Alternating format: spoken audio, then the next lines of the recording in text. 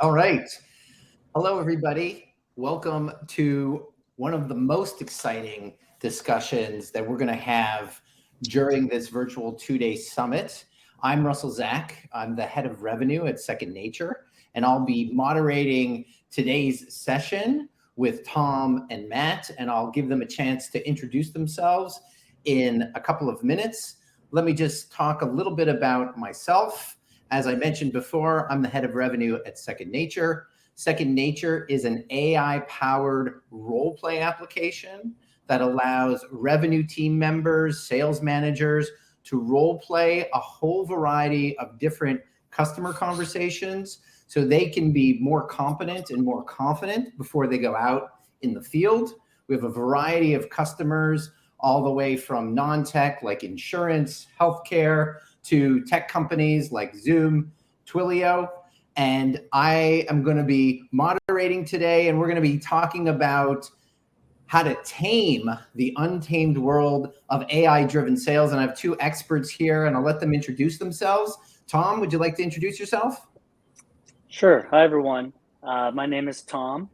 I'm founder of Charlie Mike Capital, which is a sales operation, revenue operation consulting group, specifically helping out with fractional operators and also project-based consulting. Prior to that, I worked at various startups and large companies, big and small, everything from 5 sales reps, $5 million of revenue, all the way to global companies with $1 billion in revenue per quarter. Prior to that, I was actually in the Army, and funny enough, the name Charlie Mike is actually a phonetic NATO alphabet acronym for continue mission, which is just a mantra that the military uses to kind of go through. No matter how good or bad things are, you will continue on with the mission. So it's just kind of a mantra that I like to adopt. Highs and lows throughout. No matter what happens, you're going to continue on to the mission. So I'm excited to be here with this group and to talk AI, because it seems like the cool thing to talk about these days. Matt? Absolutely. Russell, good to see you again. Tom, great to meet you. My name is Matt Millen. I am the co-founder of Reggie.ai. I started selling in 1987. That's before corporate email. That's before the internet. And I've had a front row seat to the infusion of technology into the selling process over the years. And you start to see the problems that technology solves. You also start to see the problems technology creates. When I was leading revenue at Outreach, for the first time in my sales career, content became a problem for the modern salesperson. We were starting to rely on templated-based sequences, and someone had to create those. And at the same time, personalization went away. Reggie was created to solve both of those problems. Our platform uses AI, industry best practices to create sequences and cadences that we push into your engagement platform. And then we harmonize that in the task flow and assist your reps in doing personalization at every step, whether it's a manual email, a LinkedIn touch, phone call, provide sales-ready content, and give superpowers to the front line. Great to be here today. Great. All right. Thanks, everybody, for those introductions. Let's dive in. Feel free to share the question, meaning ask me back what my thoughts are. We're 3 here. But what I want to do is I want to start off with real-world examples. Matt, you've been at this for a while. Tom, yourself included. But talk about sales prospecting, lead generation, and helping sales operations move forward. What have you seen? Can you provide 1 or 2 practical examples with some statistics about how you've seen companies take advantage, Matt, either of your software or areas outside of it? Yeah, I'm happy to start. And, we're about to publish a case study that I think really brings to light the reason we have to take AI seriously and incorporate this appropriately into our workflows. But when leveraging this from a prospecting perspective, you're going to see a couple benefits to your front line and to your prospects. Number one, you will see engagement increase. So your opens, your replies, your clicks.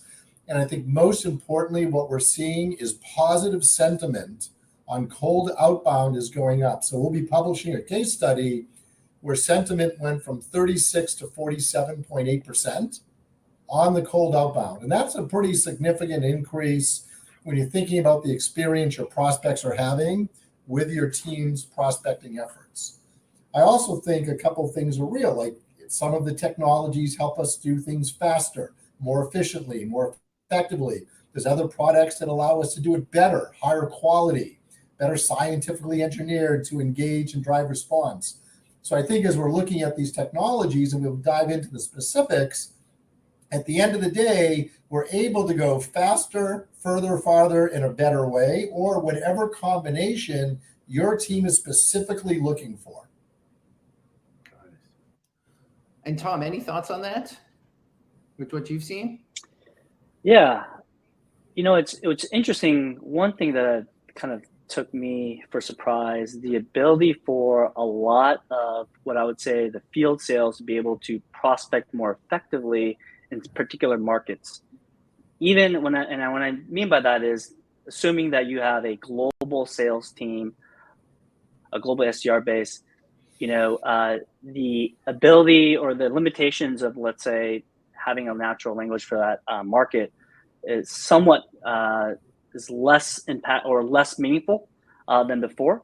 So, for example, I've heard of SDRs who are based out of EMEA being able to go ahead and prospect into some of the global accounts with decision makers based in the US, because the ability for them to ask a question or ask a prompt in a natural language gives them that extra outreach. So, the whole view of, there are cultural sensitivities or cultural differences or language or the way that things are spelled differently, somewhat not as pertinent. It's always very important, but it's not going to be a limiting factor as in the past. So it really has given what I've seen the field sales the ability to go out and prospect into a larger market base. Yeah, that's great feedback and two good takeaways on both of that. Matt, I love the positive sentiment point and the cultural, to be able to address the cultural differences. You both have been talking about personalization. I'll share something that's actually the opposite of what AI has helped one customer to do. We have one customer in financial services. They've been using it across hundreds of different agents. And the president recently made a statement. And what they're doing is they're using our AI system to do role plays. And it's very hard to standardize a role play system, right? Because it's usually done with humans. And this senior executive said, this is the first time that I've ever been able to see every single individual across every region have a standardized way in which they're saying the same message, because all the other regions used to train one by one, but the AI, because it's standardizing it, there's an interesting point, which is, oh my God, this robot has the ability to make sure that people are on message regardless of their location. So it's actually brought it into a standardized fashion. So what, Tom, I'd like to start with you from a standpoint of, you're looking at AI tech, you're a chief revenue officer, you're a head of sales operations. Where do you start? Well, I think in terms of AI, for my particular role and the things that I've kind of been always asked to do, the one that there I would think maybe three big pillars that an operator has to think about. One is data analysis, right? We need to be able to crunch the data, understand the data, spit out information. And I'm not just talking about the weather, but what you need to do about the weather, right? You want to automate tasks. You want to be able to have some automation so you're not kind of in the day-to-day rut that takes up all your time and effort. And then most importantly, you want to be able to provide support, right? Real-time support, which is always tough to do in a RevOps function, because if you're the one that owns the data, you're the one that automates a lot of the tasking, there's a queue that often is built up. But you want to be able to provide that real-time support just in time when your CRO or head of sales and marketing, wherever it may be, they want that. So, I would bucket those three specific areas there across your day-to-day from an ops perspective, and then identify, okay, here are all the things that I have to do from an analysis standpoint. Here are all the things I have to do to automate certain tasks. Here are the folks that I need to prioritize, or maybe the Slack channels, or the key individuals I need to provide the support for, and be able to understand what are some things that I could plug in AI to help me do, right? Can it be from a data analysis? Can I get something that just analyzes the report if I pull in the raw data?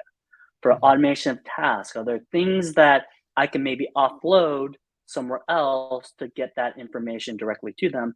And from a real-time support standpoint, that could also be a lot of the information about, maybe it's a forecasting, maybe it's a pipeline analysis, something in which, oftentimes, whatever the executives need, can I give them that real-time support in a quick manner without having to put them in some type of queue?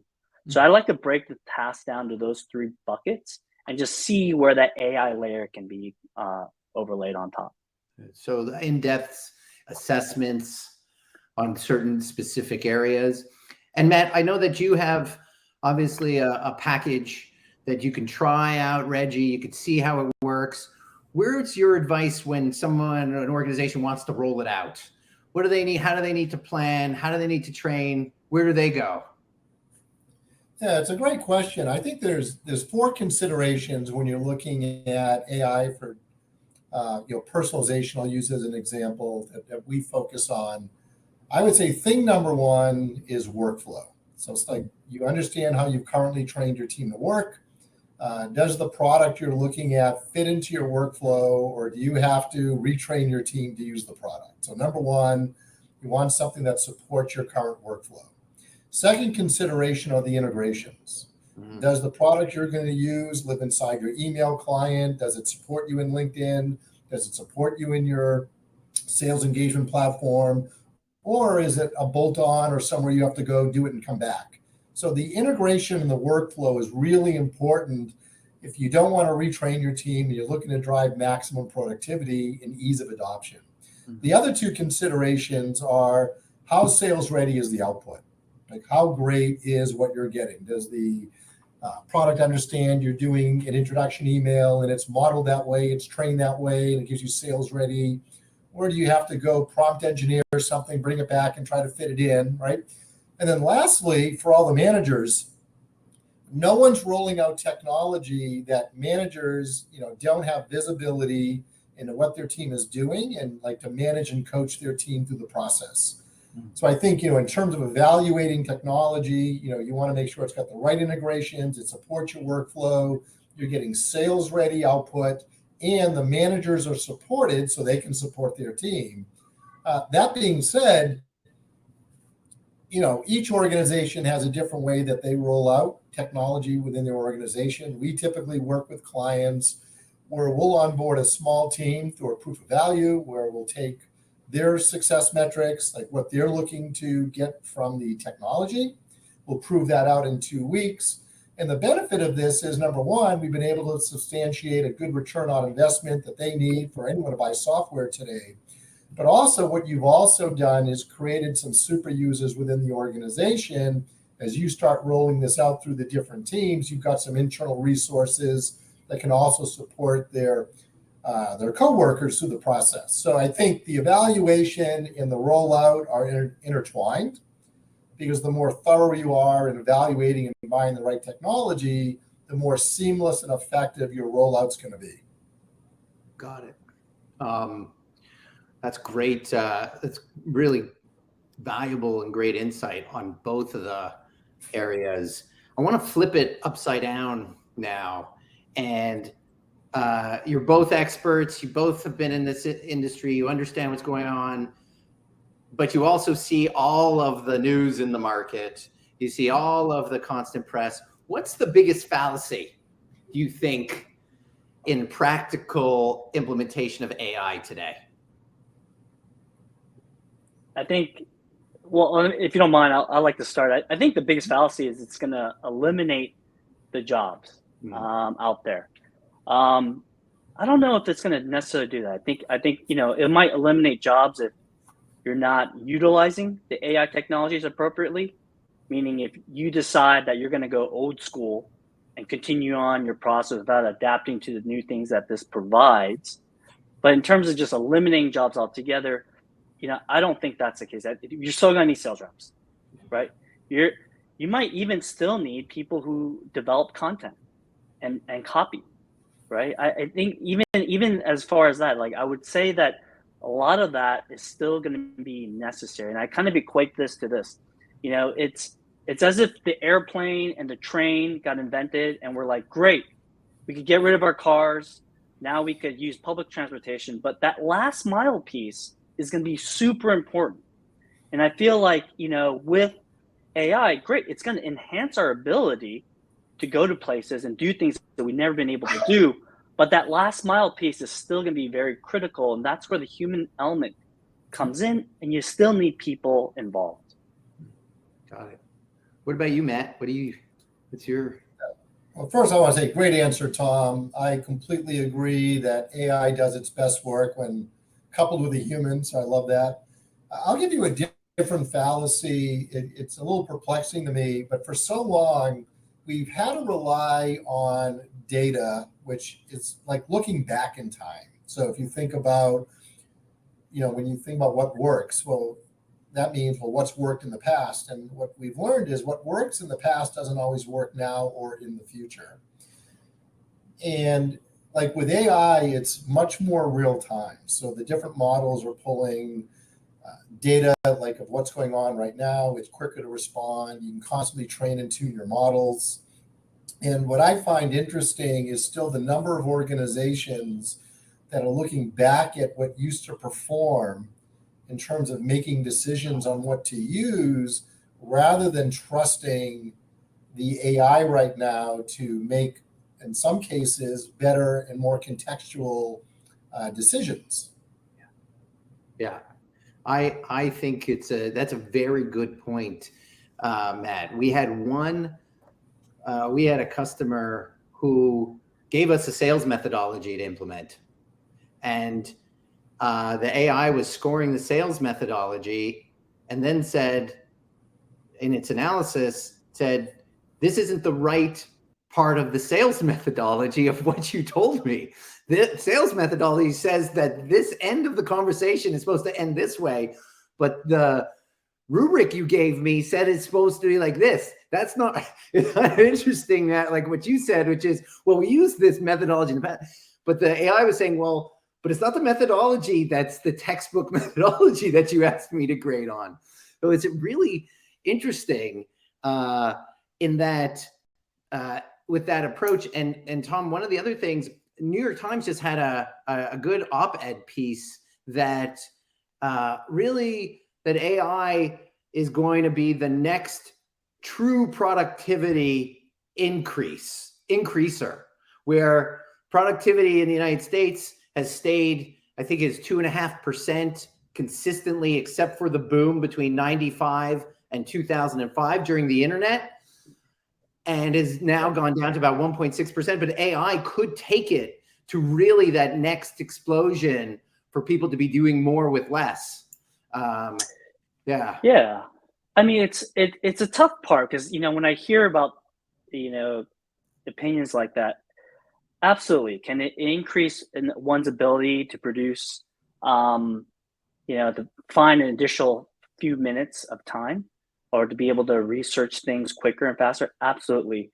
I think in general, right, we have been trying to unlock productivity in humans in a way that we've kind of, especially since the last couple of years with COVID, in a way that we've never seen before. There is a part of me that think we're at probably somewhat of a breaking point. Maybe AI is going to give us maybe just a little bit more before we break again. Because at the end of the day, we're trying to maximize our activity as much as we can. Hey, CRO needs to write an email up to the masses about this new particular SPIF program, instead of having to create content, and you get a little help from ChatGPT to write a SPIF program out. You're going to save maybe 15, 20 minutes of trying to generate something like that. I get that. I see that happening. But the same, another one for an ops example, right? Hey, maybe I could do without a Salesforce admin for a little bit, because I could just go ahead and ask the generative AI, produce me a workflow that'll get me this particular trigger set up, right? We could do a lot of that, but I think my fear, right, was a lot of people going through that process are it's gonna be haphazard in a way, right? Going back to my last comment about, you still need that human element, that check, to make sure that whatever that script is that's written out, whatever that content is generated, whatever the coding or the analysis being done is defensible. You could go back and say, yes, I get it. This is a reason why we're doing it this way. Or, hey, if it breaks, I could explain that. And I think we just got to take a little pause and not just assume that it's going to just solve all of our problems, including, world hunger and all that. And so, it's out there. We're going to get more productive. Absolutely. But I don't think it's going to just make us we're not going to all of a sudden decide to watch TV, let the work do the work for us. I don't think we're there yet. Mm-hmm. I hope we're not. I think if anything, it's going to allow us, just our own human nature, do more work. We're going to want to do more. We're going to want to take on more projects, more asks, right? You're going to have harder to say no to other things. Yeah. So I think it's a careful balance. That's interesting. Yeah. Go ahead, man. I was going to say, I have just a slightly different view or answer than Tom. If you look at the history of selling for a moment, it used to be one person did everything. You'd set meetings, run meetings, handle your accounts. You had no technology, and any decision you made was on habits and bias, just flat out. You did everything manually, and all your decisions were based on just very, very poor information. Then what happened 10, 15 years ago, we started getting some software and some automation, and we just did more. It allowed us to do more. It didn't necessarily make us better. You could yell once, now you're yelling through a megaphone. You could do one email, now it's 100. But the point is, we just started doing more. But the benefit of doing more at scale started giving us insights and data. And now we could start to understand what to do, when to do it, be a little bit more precise in our actions and our activities, get a better understanding on the dispositions of our efforts. So what's happened is, we did a whole lot more. To Tom's point, we got burnt out, fatigued, but we weren't getting any better. Then when you start getting better with the ability to do more and start to offload some of those manual tasks, automated tasks, so that brought us up into, a couple of years ago. Now what's happening is an entirely different result, which should yield us, according to Gartner, 27, 28% more productivity. But what's going to happen is the machine is going to help guide us into doing the right tasks at the right time with the right prospects, right? Mm-hmm. So number one, our job actually gets a little bit more fulfilling, because it's less standing at the plate and striking out, more getting up to the plate and getting on base, because we're doing the right things at the right time. So what's happening is no one's working harder, less hard, but we're being assisted, and we're putting more trust in the technology, quite frankly, and helping us. And that's going to do two things. One, job satisfaction goes up because our direct efforts are making more impact.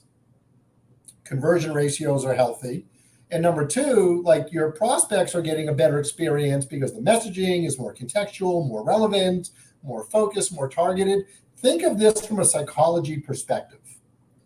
From a psychology perspective, losing hurts twice as much as winning. Mm-hmm. So the way that translates in sales is you would have to win 2 deals just to counter the effect of losing 1 deal. Yeah. But the truth is, if you have a 20% close rate, you're losing 4 deals to winning 1 deal. So if you really let like this win-losing ratio, like that's why most people have a hard time in sales, because from a psychology perspective, it's tough. You lose more than you win, but people need to win more than they lose to stay healthy, right? So I actually see like this progression of technology helping salespeople recalibrate the effort, recalibrate the activity, leverage more of what to do right, as opposed to just putting 100 people in a sequence and doing the same 100 thing for everybody. You know, if the 100 people, put 1,000 in and figure out which 17 need the attention, you'll have a very different job experience. Yeah. And I agree, Matt. I think it's going to allow us to get better at the things that we've been doing. And a lot of the things that we've been doing might have been just inefficient or wrong, or just, it takes, and I think we are definitely going to get more honed in, right? It's kind of like sports science, right? Now you're going to be able to measure the speed, the distance, the VO max, all that stuff. You're going to be able to do that. And I think that's absolutely going to be the unlock in the productivity. My only fear, though, of course, is it becomes like that. And then we just want to ante up across, the reps. Hopefully, as people get better at whatever their tasks are, and this is maybe a question that I'd like to ask both of you, is how do you ensure that type of information is replicated across so that others see that unlock, so that they could also get better at what they do? It's not just siloed into, one or two reps who kind of figured it out in some unique way. Yeah, it's a good point, Tom, because everything, at least in the last 6 or 7 months, that you hear from a messaging perspective is Copilot. This is your assistant. Well, what happens when you need to share that assistant or that assistant across? It becomes an organization. Well, if I was Matt, my assistant would be different than Tom, even though we work for the same company, working in the same product. There you getting to something really cool and interesting from the standpoint of aggregated data, share it, but also the lessons learned are shared, but the lessons learned are customized for Tom, right? In that kind of way. Matt, you brought up something about selling in history. What have you seen that's changed in the buyer's market for AI? Yeah, when we started with AI about a year and a half before chat, the biggest hurdle that we had, besides the low quality of the AI at the time, was getting the customer or the prospect to trust the output. Like there was a trust issue, like, can AI, do a better job? How much editing does it need? It doesn't sound like me. So I think the biggest change just overall, and chat gets some credit for this, is so many people have had a magical experience with generative AI, whether they've written a poem, their kids have written a paper to get into college, like whatever the experience may be. Most people, I think what the biggest change is that the overall trust in AI has significantly increased over the last 8 months. So like we're dealing with that's why now we can focus on the workflow. We can focus on the integrations. We can focus on, other aspects, getting the right visibility. To the earlier point about, how do you drive consistent execution and performance across your team? Well, a lot of that has to do with good analytics and reporting on what right looks like, number one. And then how do I get this across the team and drive consistent utilization and adoption of whatever right is? But I think the single biggest change is just the overall trust in AI. And that trust now has turned into, worry, is this going to replace my job? Is this? And I just think everyone should just understand there's really two kinds of AI companies out there. There's companies like mine, Reggie, that we believe in helping people be their best by matching up an experience with an AI platform that has human interaction everywhere. Like we provide an amazing experience. But you also do see companies out there that are, producing products that could replace people. And I just think as an organization, you have to choose what kind of products you're bringing into your environment. Yeah, it's a great point. And one of the things that, Tom, both you and Matt have been using is the term trust. And one of the things that we have seen over at Second Nature is it's trust. It's become trust now, but audit, TBA, which is one of the eye-opening things that I've seen in larger deals is you always used to have negotiation on price, contract, security audit, but now you have bias and ethics audits that we're seeing a lot of requests come from organizations who say, great, this is interesting, but show me that you're not biased. Show me that this is putting out the right information. Show me that you're not giving better information to Matt than Tom, because Matt closes more deals, right? All of this, and that has been, from what we've seen, some of the limiter in getting deals done rapidly, because you now have this extra step process of, okay, we trust that this technology is good for the organization, but I need to make sure that it's audited. And the lineage, which is, Tom, the question I had prepped for you and I had sent over, which was, okay, you're a sales ops expert. I've got two systems. I've got a Reggie system that's creating AI generated output, and I'm putting it into my CRM, right? Tracking what message went to whom. But the CRM is using its own magical assistant to augment the recommendations, and they're all mixed together. What do you do? What do you recommend to an organization who's saying, I'm mixing all these AI generated apps? Yeah.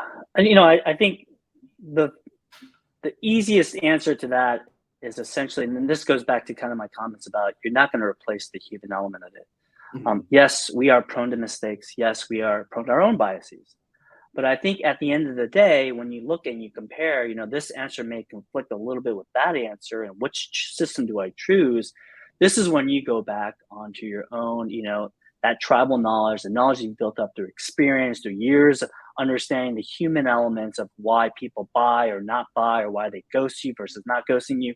And you start gathering that information to assess. So I think, I think it'd be very incorrect to say, well, you do kind of like a 5-point test, and you see which one of the 5, who answers the most yes or no binary questions correctly, and then pick that one. I think that could also be dangerous, right? I think it goes back to trusting the process that you built up, your experience in this world that you've been doing, and using that just as another data point to figure out which of the bits of information that you may want to use. And it may be pieces of each, right? It might be small, or it just may be, okay, well, I know I'm never going to ask this particular AI this particular type of questioning when it has to do with maybe human behavior or competitors or whatever it may be, because I know that it's going to skew it a little bit differently. I think this is why it's going to be really important to be able to kind of understand that this is not going to be the silver bullet that answers all your questions. Mm-hmm. Matt, what do you recommend? Obviously, you talked about integration being important from a evaluation standpoint earlier on in this conversation. What's your position on it? I want to address trust through a different lens. Sure. So I think as we've talked about that. So one of the things that, if you think about the sales rep using the product, so what does trust mean to them? Mm-hmm. So for those users, we provide a real-time analytic panel that's going to show whatever they've created, how that measures up against industry best practices. So from the reading time to the readability, are they asking enough questions? Are they too focused on themselves? Are there any spam words to impact deliverability? We're looking at gender bias and inclusion. So first of all, we want to make sure that the end users are comfortable and trust what they've created. That's the first thing. At the team level, the managers need to have trust in what the team's doing. So again, provide the same level of dashboard insights across the team. So I think how you define trust, where trust matters, Then the next level of trust really lies organizationally. We've all seen this, marketing is wondering like, how the heck is sales using this messaging? Like, where did this come from? The beauty of our integrated platform is that, all of the sales approved messaging from marketing, from product marketing, the brand voice can all be configured into the platform along with any personalization guardrails. So how does our company do subject lines, intro lines, calls to action, and come up with a unique prompt or set of prompts for that client? So the reps do no prompt engineering.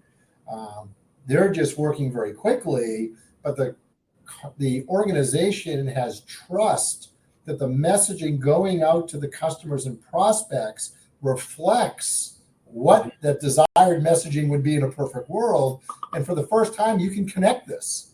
This has been one of these broken relationships for years. It's been like, the butt of jokes on webinars for years. Yeah. But the truth is, like, we can connect that now. So everyone can have, so what we think of like trust at different levels throughout the organization based on their association with the platform or the product. God, that's great. We are getting close to time in this discussion. How did that happen? Yeah.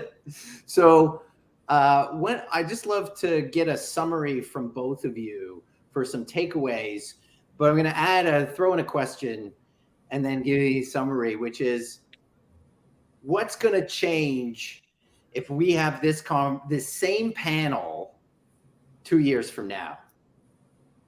And just give me a couple of takeaways if you can. Tom, if you want to go first.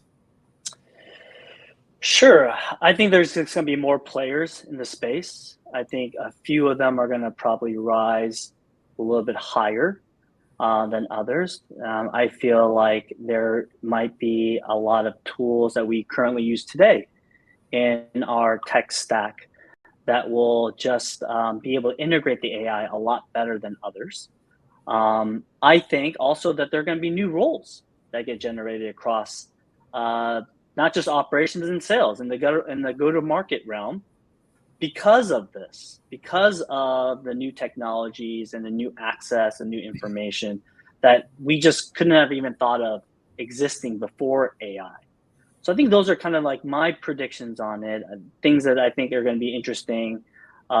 Every single tool that I know that an operator uses, whether it's in marketing, sales, revenue ops, it seems like everyone's going to the AI world. So it'd be very interesting to see what additional ancillary attachments and products are going to be created to help juice and enhance their particular products. And then you see, companies like Matt's, right? That are going to come in, new players in the space that will become, hopefully verbs in some, in a short time. And it's going to just be, that's the process that we build in, right? And any two takeaways for the audience you'd like to reiterate from some of the points you made? Yeah, I think one thing that I wanted to just highlight is, at the end of the day, we are not solving technology problems, we're solving people problems, right? At the end of the day, the decision maker is a person. It's not a robot. It's not, they might have calculator, procurement might have, a 20-point check system. But at the end of the day, you're selling to humans, you're pitching to humans, you're negotiating to humans. So just remember that in your process and don't assume that everything is going to just get solved through AI and through a technology, regardless if this AI is what it seems to be or not. And then I'll give out some little tactical advice, information for all the operators out there. Check out, I think, 2 new plugins and tools that I think are really helpful for a lot of what we do in our world, which is particularly interpreting data, cleaning data. Could be one is Code Interpreter, just recently launched. I know that's a big one for those GPT users out there, and GPT for Sheets. So if you're kind of more on the Google Suites side of the house, great way to analyze your data, clean the data, right? Operators, oftentimes they're custodians of their CRM. Check those out. And I would also say this is a little bit an old school technology. Old school meaning I seen this 10 years ago.